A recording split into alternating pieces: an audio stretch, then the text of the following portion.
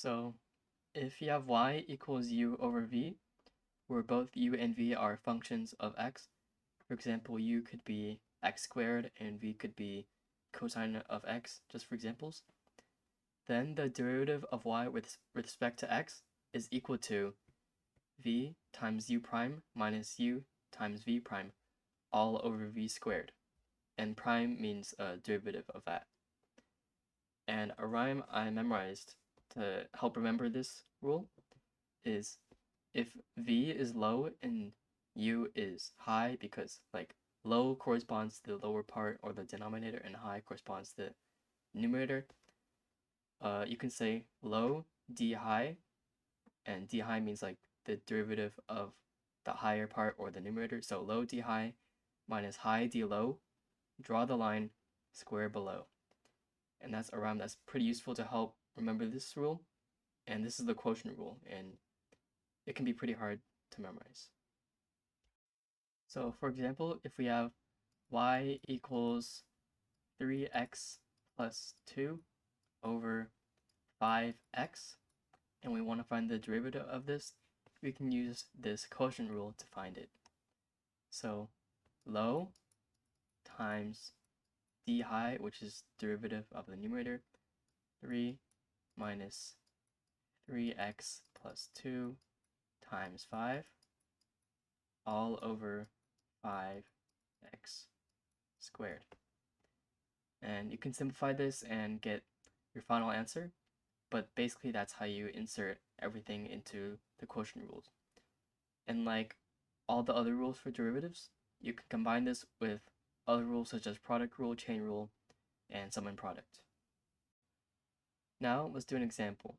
If we have y equals x squared over 2x plus 1, and we want to find the derivative with y respect to x, then we can use the quotient rule to do that. And let's remember the rhyme that we know. So low, which is 2x plus 1, times d high, which is derivative of the top, so 2x, minus high d low. Draw the line, square below. And square below meaning you, on the bottom of the fraction, you square the denominator in the original function. And now this expands to 4x squared plus 2x minus 2x squared all over 2x plus 1 squared.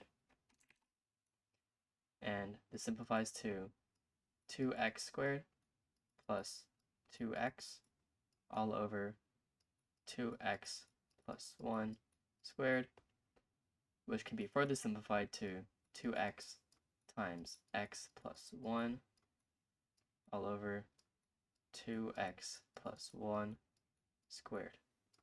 And that's our final answer. Now let's do another example.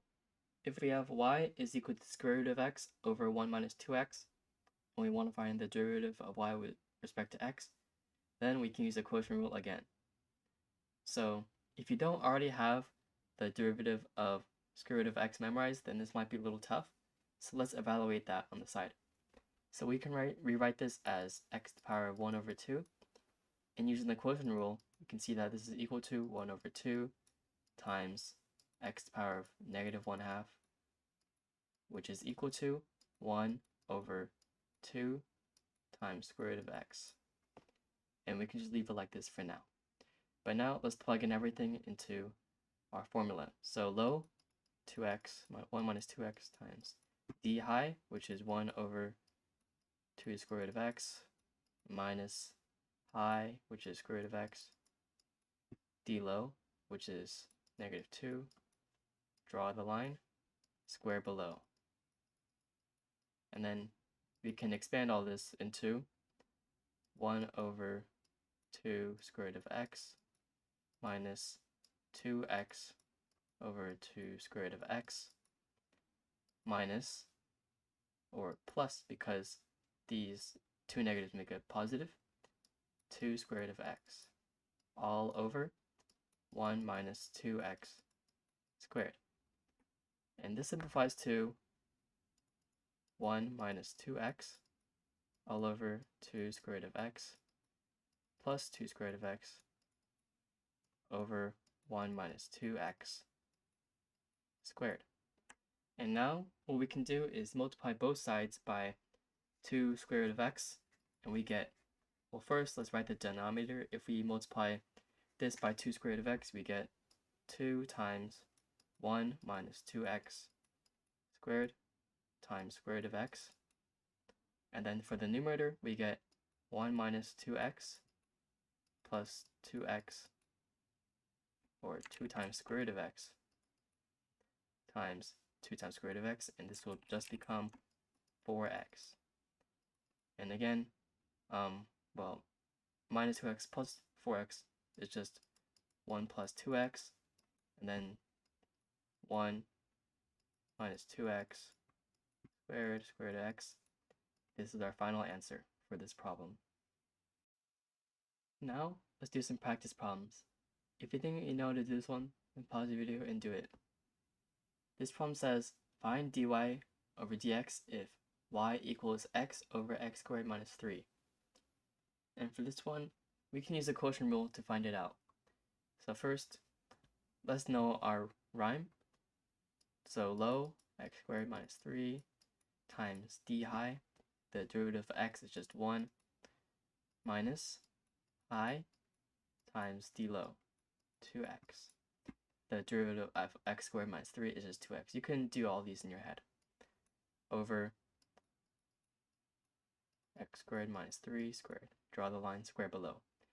And now we expand all this to x squared minus 3 minus 2x squared all over x squared minus 3 squared. And we can just simplify this down into negative x squared plus 3 over x squared minus 3 squared. And that's our final answer. Now, let's do another practice problem. This one says, find dy over dx if y equals the square root of x times 4x all over 3x. And you might be tempted to find the derivative of the numerator using the product rule and then plug that back into the quotient rule, but you actually do not need to do that. I noticed that the top has 4x and the bottom has 3x, and we can cancel out an x from both the numerator and denominator. And let's rewrite this as square root of x, or 4 times square root of x over 3. Now this is much easier to find the derivative of. So low, d high, so the derivative, well, for the numerator we'll still have to do it, but we already figured out that the derivative of square root of x is 1 over 2 times square root of x, and we just have a 4 in front of it, so that just means it's 2 over square root of x minus 4 times square root of x, high, d low, to 0, draw the line, square below, and this entire part will be cancelled because it's multiplied by 0, and we get 6 over square root of x over 9, and we get, well, we multiply both sides by square root of x, and we get 6 over 9 square root of x is equal to 2 over 3 square root of x. And that's our final answer. So I hope this shows that if you have a problem, or like any problem with any derivative, you don't have to always just remember all the formulas and then plug in everything to make it easy, but instead you can find little ways to optimize it to make it so much easier. If we had done the numerator using the product rule and then plugged everything back into the quotient rule, it would have not been that hard, but it would have taken a much longer time. You have to learn to be able to see these little things you can reduce and make the problem easier for yourself. So everything that I explained in this video and all the problems that I went through should teach you everything that I need to know about the quotient rule for derivatives. If you learned something from this video, or if you enjoyed it, then please consider liking and subscribing.